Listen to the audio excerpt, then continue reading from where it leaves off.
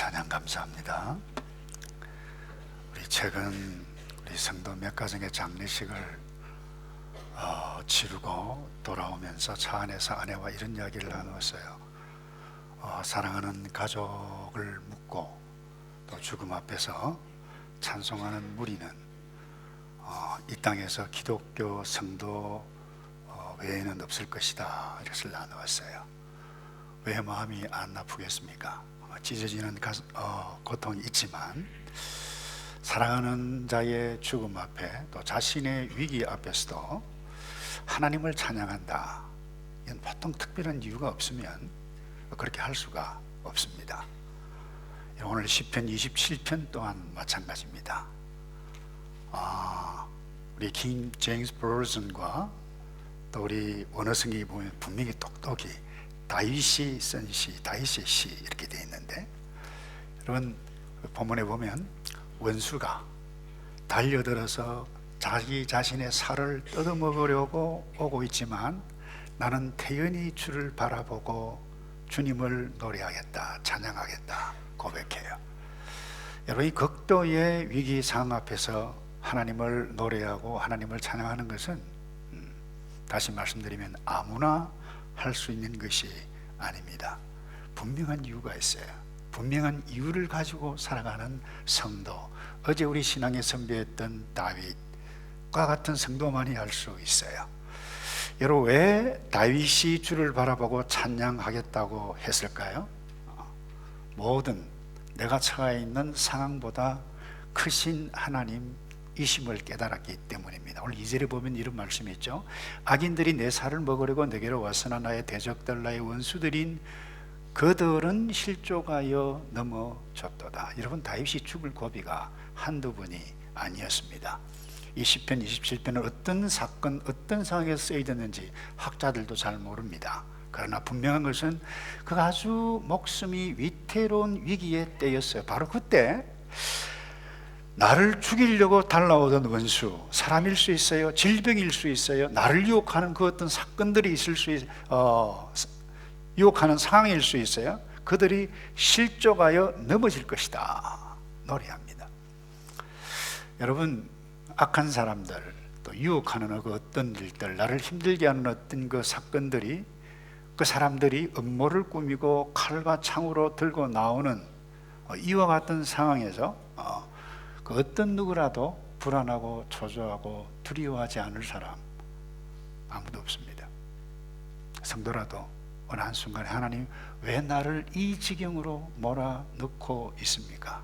이것은 아니지 않습니까? 아버지 죽겠습니다. 원망할 상황일 수 있을 것입니다. 원망했을 것입니다. 그럼에도 불구하고 궁극적으로 다윗이 이 시를 써서 노래하는 내용이 이것입니다. 여호와는 나의 빛, 나의 구원이요, 내가 누구를 두려워하고, 여호와가 내 생명의 능력이신데 내가 누구를 무서워하리요. 여러분, 보통 사람이 노래할 때는 기분이 좋은 일이 일어나거나 또 예배 드릴 때입니다. 내가 처한 상황이 어렵다 보면 마음이 상합니다. 노래 부르고 싶지 않습니다. 찬양할 기분도 아니고 들을 기분도 아닙니다. 그런데 원수들이 그 무엇이 자기 자신을 죽이려고 하는 상황에 처한 다윗이 노래를 하고 찬양했던 이유가 무엇일까요? 하나님이 어떤 분인지를 알았기 때문에 그래요. 여호와는 나의 빛, 구원, 내 생명의 능력이라고 했는데, 여러분, 칠흑같이 어두운 동굴과 같은 상황에 빛이 딱 들어오면 한순간에 어둠이 물러져 갑니다. 하나님이 이와 같은 역사를 하시는 분이라는 거예요. 어두운 내 인생에 하나님이 들어오시면 한순간에 이 모든 것들을 다 물러가게 하시는 분, 다윗이 이것을 노래해요. 원수들에게 포위가 되어서 이제 죽어야 하는 상황입니다. 좀 전에도 말씀드렸습니다만 학자들도 몰라요. 어떤 구체적인 상황에서 이 시를 다윗이 썼는지. 그러나 우리가 알다시피 다윗의 인생 전체를 한번 보세요. 죽을 위기가 어디 한두 번이었습니까? 어린 목동 시절에는 짐승과 싸워야 했어요. 양을 돌보기 위해서.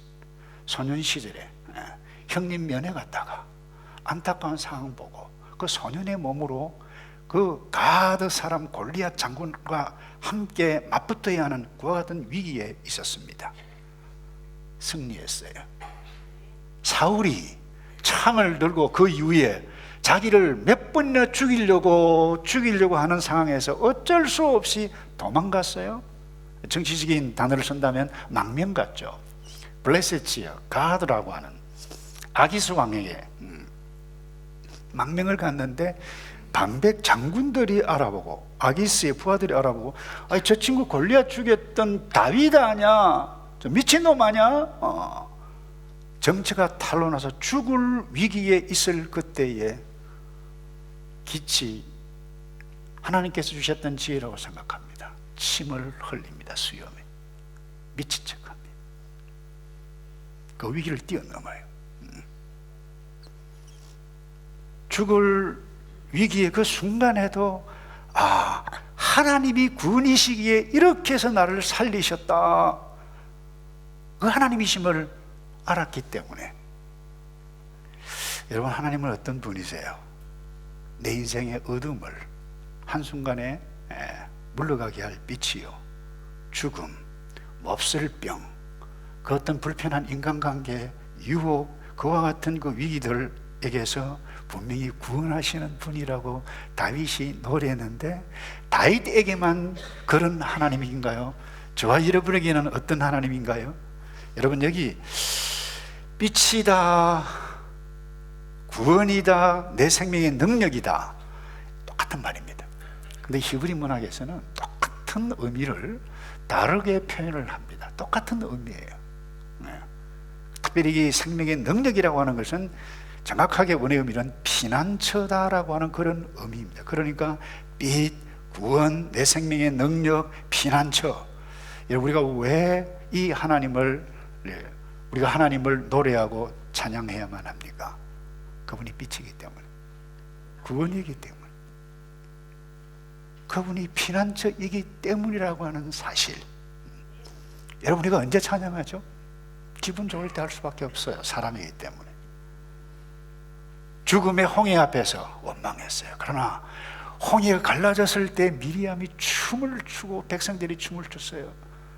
썩물이 단물이 되어졌을 때에 기뻐하고 찬양했어요. 여러분, 그때만 찬양해야만 합니까? 마땅히 찬양해야 되죠. 그러나 엄밀히 말하면, 여러분, 저희들이 하나님을 높이고 찬양한다고 해서 그분의 영광이 더 드러나고 그런 것 아닙니다. 내가 기분이 나빠서 찬양할 상황이 아니기 때문에 내가 그분 찬양하지 않는다고 해서 하나님은 찬양받으시지 않을 뿐, 영광이,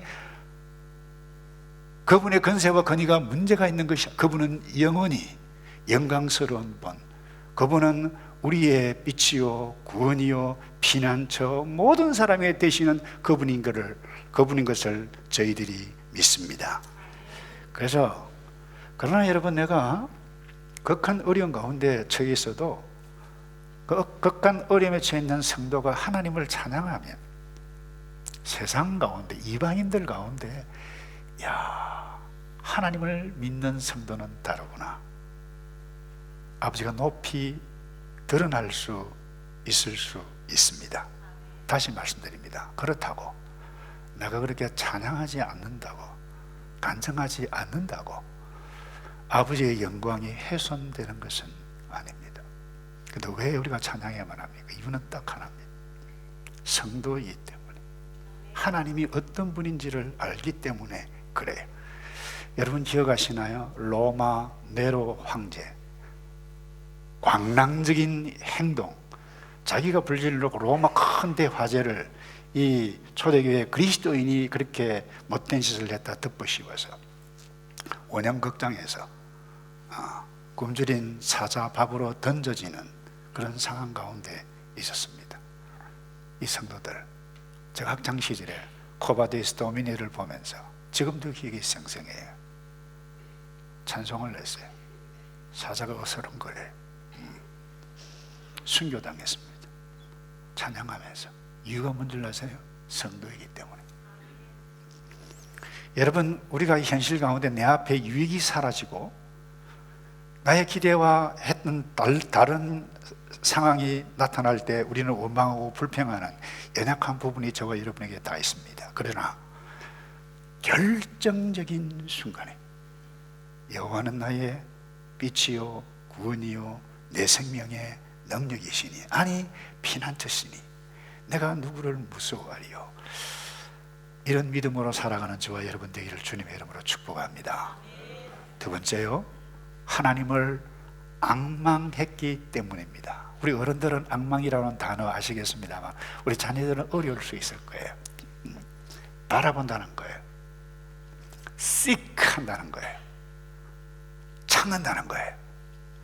이런 다윗이 극한 위기 가운데서 노래하고 하나님을 찬양할 수 있었던 또 하나의 이유가 하나님을 바라보았기 때문에. 4절에 보십시오. 내가 여호와께 바라는 한 가지 일, ask라고 되어 있어요. 내가 그것을 구하리니, seek라고 하는 단어를 써봤어요, 영어로. 곧 내가 내 평생에 여호와의 집에 살면서 여호와의 아름다움을 바라본다, 바라본다, 바라본다. 그의 성전에서 사모하는 그것이라 그랬어요. 여러분이仰망한다, 바라본다라고 하는 것은 내가 나의 마음을 한 곳에 집중한다라고 하는 것입니다. 하나님에 집중하고 사랑하든 사람에게 집중하고 사랑하든 내가 마음을 한 곳에 집중한다라고 하는 것은 그 무엇이 이끌리는 것이 있기 때문에 그렇게 하는 것입니다. 누가 하라고 해서 그렇게 되지 않는 것입니다. 마음에 느껴져야 돼요. 감동이 되어져야 돼요. 다시 말해서 그쪽으로 무엇인가가 있어야 내가 바라보게 되어지는 것입니다. 그 무언가가 무엇입니까? 여기서 우리의 정체성과 관계에 있어요. 바울이 왜 바라볼 수 있었습니까? 하나님을. 그의 정체성이 하나님의 성도였기 때문에, 하나님의 백성이었기 때문에 그래요.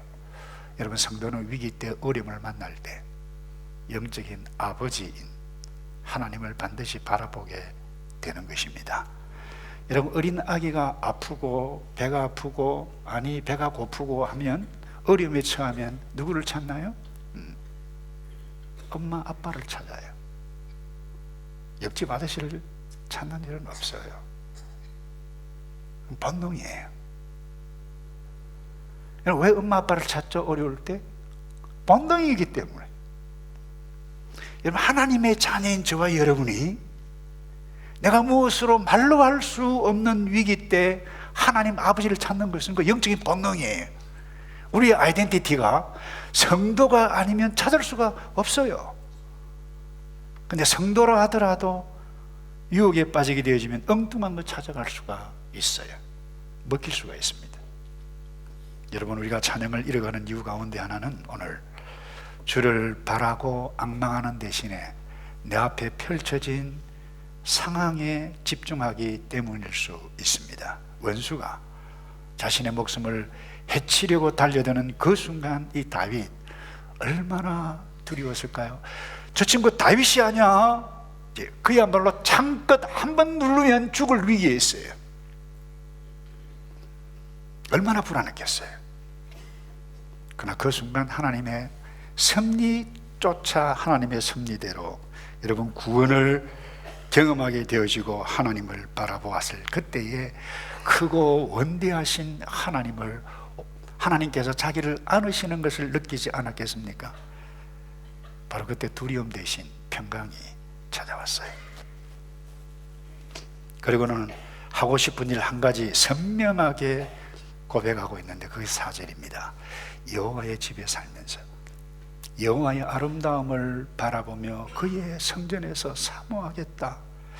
여러분, 주를 바라고 앙망한다는 것, 주를 바란다는 것인데, 주를 앙망하는 자, 세상에서 얻을 수 없는 하늘의 힘, 새로운 길, 새로운 지혜, 위로를 얻으며 그것으로 말미암아 하나님을 찬양할 수 있습니다. 여러분, 저희 뉴질랜드에서도 만났습니다만 김충근 장로님이라고 하는 분이 계세요. 우리 연세가 많습니다. 자마라고 미국의 영어문화권에 있는 1.5세대, 2세대 이영적 대각성 운동을 시작하셨던 분인데, 이분이 67년에 젊은 나이에 미국에 유학을 떠났어요. 하루 3시간 자면서 공부하고 일을 했는데 얼마나 고생했는가 하면 시체까지 치우는 그와 같은 아르바이트를 하면서까지 정치학을 공부를 했어요. 박사학위를 마쳤어요. 그리고 페퍼다인 대학의 조교수가 되었는데 4년째 되는 그때 최우수 교수상까지 받았던 분입니다. 한참 잘 나가는 그때 나이 37살 때 청청 늙은 것과 같은 사망 선고를 받습니다. 당신 간 못 쓴다. 더 이상 1년 넘기기 힘들다. 모든 것 내려놓아야만 했습니다. 수술도 할 수도 없다고 그랬어요. 얼마나 낙심이 되었겠어요. LA에서 2시간 떨어져 거기 빅베어 마운틴이라고 하는 곳에 가서 아내와 함께 하나님을 바라보고 하나님 앞에 무릎을 꿇기로 결정을 냈어요. 온몸이 아픕니다. 기도가 나오지 않습니다. 복수가 찹니다. 힘도 없어요. 기도도 제대로 되지 않았습니다. 그런데 기도하는 가운데 시편을 읽는 중에 시편 118편 5절에 내가 고통 중에 여호와께 부르짖었더니 여호와께서 내게 응답하시고 나를 광활한 곳에 세우셨도다. 이 말씀이 임팩트했어요. 말씀을 붙잡고 6일 동안이나 씨름하면서 뒹굴면서 하는 가운데 어떤 확신을 주셨는가 하면 내가 너를 안는다. 내가 너를 치유하겠다. 확신을 깨닫고 내려왔어요. 그 이후로 살았어요. 지금까지 살아있어요. 연세가 80이 넘었을 거예요.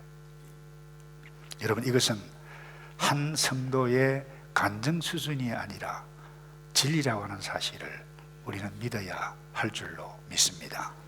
왠가 하면 하나님께서 말씀하셨기 때문에. 이사야가 40장 31절에 오직 여호와를 앙망하는 자, 여호와를 바라보는 자는 새 힘 얻으리니 독수리에 날개치며 올라감 같을 것이요 다른 박질해도 곤비치 아니하겠고 걸어가도 피곤치 아니하리로다.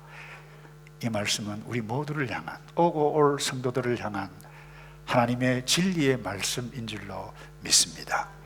약속하셨어요.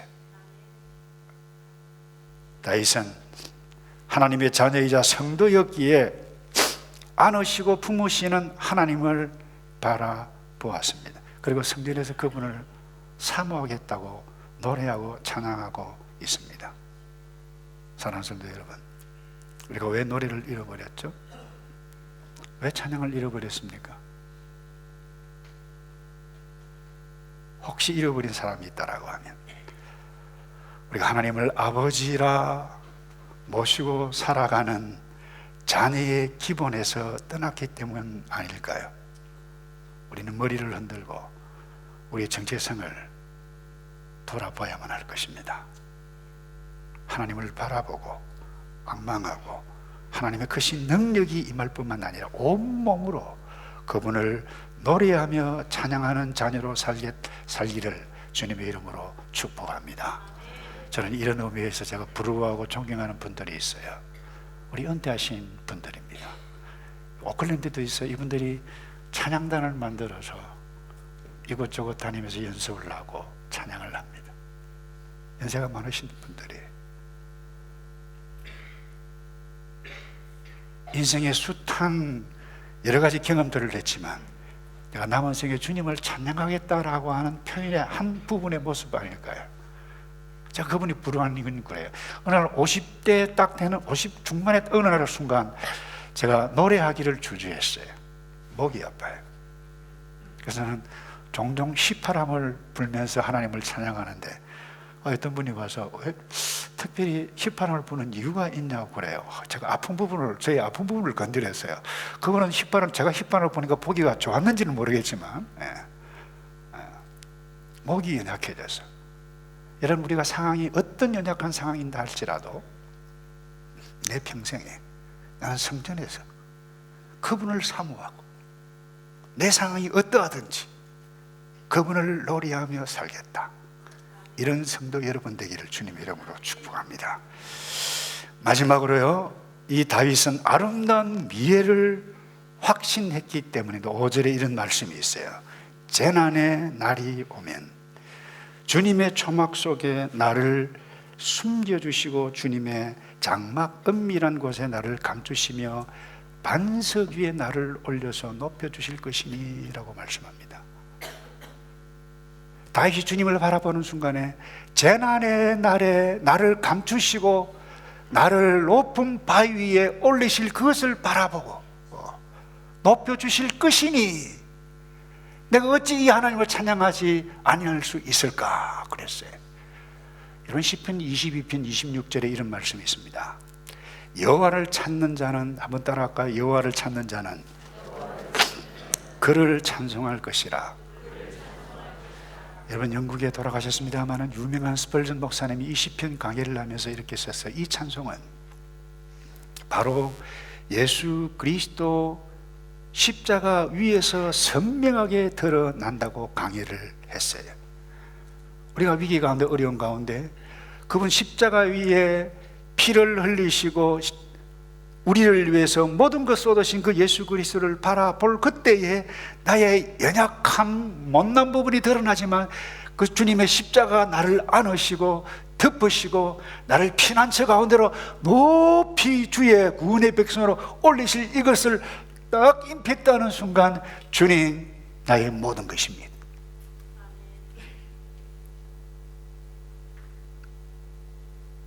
탁월한 해석이라고 생각을 합니다. 전 네로 황제의 이야기를 했습니다마는 광란적인 핍박을 초대교회 성도들에게 했어요. 원형극장 사자밥에, 그야말로 굶주린 사자밥에, 그야말로 공포 가운데, 지금도 기계 생생해요. 고바디스 그 영화에, 물론 영화입니다마는 극도의 두려움의 순간 가운데 있는데 서로 안고 격려해 가며 창살 앞에 굶주리는 사자가 어스렁거리는 것을 보면서 찬양하기 시작합니다. 그래서 제가 잊을 수 없는 것이 있어요. 사자밥에 찍혀서 여기저기 죽었어요. 그런데 물론 영화입니다. 네로 황제가 나옵니다. 아니 이놈도 웃고 있잖아. 아니 저놈도 웃고 있잖아. 당황해서 어찌할 바 모르는 그와 같은 것이 기억에 생생나요. 왜 그렇게 했을까요? 그들이 십자가를 바라볼 때에 자신들을 안으시고 높은 안전한 바위 위에 올려주시는 아름다운 미래를 바라보지 않았다라고 하면, 성도가 아니었다라고 하면 그렇게 할 수 없었을 것입니다. 지난주 전 마태 선교사님이 우리 뉴질랜드 목회자 부부 수련회에 와서 이런 이야기를 했어요. 그 가운데 이런 2013년 9월 22일 파키스탄 북서부 페사와르라고 하는 곳에 있는 이 All Saint Church에서 주일 예배 찬송하고 막 나오는 그 순간에 극단적인 모슬렘 극단주의자가 테러가 일어나서 한순간에 98명이 죽었어요. 188명이 부상을 입었습니다. 끔찍한 사건이 일어났습니다. 고아가 18명, 과부가 16명 되고 35명이 한쪽 부모를 잃게 되어졌습니다. 그 가운데 이 사건 이후에 이 정마태 선교사님 파키스탄 저에게도 왔습니다만 가정마다 방문을 하는데 한 자매가 다리를 잃었어요. 폭탄 때문에. 그런데 대화를 나눈 가운데 그가 찬송을 하고 있는 찬송이 있는데 그 주일날 마지막 예배 찬송, 물론 그 이슬람 그들의 버전입니다만 가사가 이게 이제 곧 아름다운 계절이 오리라. 이제 곧 아름다운 계절이 오리라. 여러분, 오늘 우리 앞에 테러로 사랑하는 부모 가족을 잃었지만 여러분 주의 십자가를 바라볼 때 주께서 안으시고 이제 곧 아름다운 계절이 우리에게 올 줄로 믿습니다. 이 소망을 가지고 그 어떤 상황 가운데 내가 몸이 아프든지 나를 죽이려고 하는 악한 질병이든지 도무지 내가 감당할 수 없는 그 어떤 경제 상황 어려운 사건이란다 할지라도 이 십자가를 바라보고 이 다윗의 시를 기억하며 우리가 찬양하는 성도가 되어야 할 줄로 믿습니다. 말씀을 맺습니다. 이 다윗의 시는 지금도 구약만 믿고 있는 사람들입니다마는 이스라엘 백성들이 유대인의 회당에 모일 때마다 올라가면서 부르는 시 가운데 하나가 이거예요. 여호와는 빛이요 여호와는 구원이시요 그리고 우리가 누구를 두려워하리요 여호와는 내 생명의 능력이시니 누구를 무서워하리요. 여러분, 앞으로 지금 우린 종종 기대하지 않았던 위기의 상황, 어려운 상황을 만났고 앞으로도 만나게 될 것입니다. 그때 다윗은 6절에서 이렇게 말씀합니다. 주님의 장막에서 환성을 올리며 제물을 바치고 노래하며 주님을 찬양하겠다. 이런 멋진 어제의 다윗 이어서 오늘 제2, 제3의 다윗이 되기를 주님의 이름으로 축복합니다. 기도하겠습니다. 주님, 복음을 주셔서 예수를 알고 십자가를 알고 성도로 삼아주신 것을 감사합니다. 성도로 주님을 예배해가며 주님을 노래해가며 평생에 성전에서 사모하는 그것이 유일한 나의 목표라고 하는 것을 노래하며 찬양하며 살아가는 우리 모두 되어지도록 도와주시옵소서. 예수 그리스도 이름으로 기도합나이다.